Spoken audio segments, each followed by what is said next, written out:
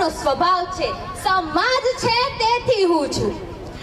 મને હવે એક વાત મૂકવાની બહુ મન થાય છે કે કોણ જાણે સમાજની કેવી રીત હશે. લગ્ન પ્રસંગની રીત તો સાવ અનોખી જ હશે, પણ હું જ્યારથી સમજણની થઈ છું ત્યારથી મારા મગજમાં એક સવાલ આવ્યા કરે છે કે શું કુદરતની એવી રચના છે કે વરઘોડો કાઢવો જ પડે? ટ્રાફિક અને ધ્વનિ પ્રદૂષણ કરવાનો શોખ, શું ડીજે વગર શબ્દપદીના ફેરા ન ફરી શકાય? માનવ માત્ર પેટની ભૂખ માત્ર 60 કે 80 ગ્રામની હોય તો લગ્નમાં 300 કે 400 રૂપિયાની ડીશની શું જરૂર છે?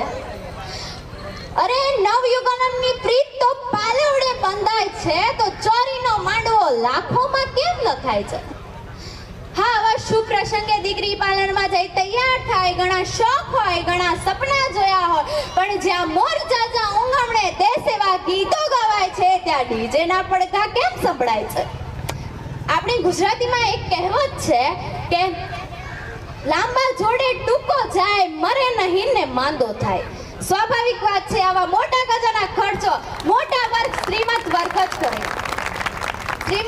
જ કરે, પરંતુ જ્યારે આવે મધ્યમ વર્ગની વારી ત્યારે તે મુશ્કેલીમાં મુકાય છે. આજના દીકરા દીકરીઓની ડિમાન્ડ એક ક્રેઝના કારણે તે મમ્મી પપ્પાને કહેતા હોય છે કે મમ્મી આમ નહીં આમ જ જોઈશે, પપ્પા આટલું નહીં આટલું તો જોઈશે જ.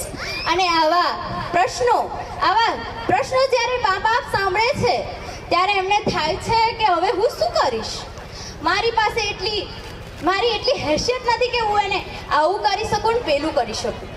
ત્યારે તે મા બાપ પોતાની દીકરા દીકરીની ખુશી માટે આમથી આમ લઈને પૈસા તો કરી જ નાખશે ને લગ્ન કરી નાખશે. પરંતુ દીકરીને પરણાવે તે સાસરે જાય, દીકરો હોય તે પોતાના ધંધે લાગે, અને વારી આવે પપ્પાની કે જ્યારે એમને આવી કદાચ લોન લીધી હોય, કોઈની પાસેથી ઉસીના પૈસા લીધા હોય, ત્યારે જે ભરવાનો વારો આવે ત્યારે તેમની વેદના શું થતી હશે, તેમને કેટલું દુઃખ થતું હશે. મને એક ઉદાહરણ આપવાનું બહુ જ મન થાય છે કે એક ભાઈ હોય છે, તે ટેબલ પર કાચના બીકરમાં કરચલા ભરીને મૂકે છે ત્યારે, અને પછી કહે છે હવે હું મારું કામ કરું. ત્યારે સામેવાળા ભાઈ હોય છે ને એ કહે છે કે અરે ભાઈ પેલું ઢાંકણ તો વાગો, કરચલા બહાર નીકળી જશે. ત્યારે પેલા ભાઈએ સરસ જવાબ આપ્યો કે આમાંથી એક પણ કરચલો બહાર નહીં નીકળે, કારણ કે જો એક કરચલો બહાર નીકળવાનો પ્રયત્ન કરશે તો બીજો પગ ખેંચવાનો જ છે, એને પાડવાનો જ છે. અને અત્યારે આપણે એ જ કરી રહ્યા છે. કોઈ ઉપર જાય એ તો ગમતું જ નથી. આપણે એવી હરીફાઈમાં લાગ્યા છે ને આજે. કેવી હરીફાઈ ખબર? આને આવું મામેરું કરે ને મારે એનાથી સારું મામેરું કરવું પડશે. આને મેરેજમાં આવી રસોઈ બનાવી મારે એનાથી 2 થી 3 આઈટમ તો સારી બનાવવી જ પડશે. આને આવો મંડપ બાંધ્યો તેથી મારે એનાથી સારો મંડપ બાંધવો જ પડશે. અરે આને આવો બંગલો કર્યો મારે એનાથી 2 ગુણ્યા મોટો બંગલો કરવો પડશે. અને આવી પરિસ્થિતિઓના કારણે આપણે આર્થિક રીતે પાછળ ફંડોળાયા છીએ. આપણી એકતા તૂટી રહી છે. આપણે હરીફાઈમાં લાગ્યા છીએ.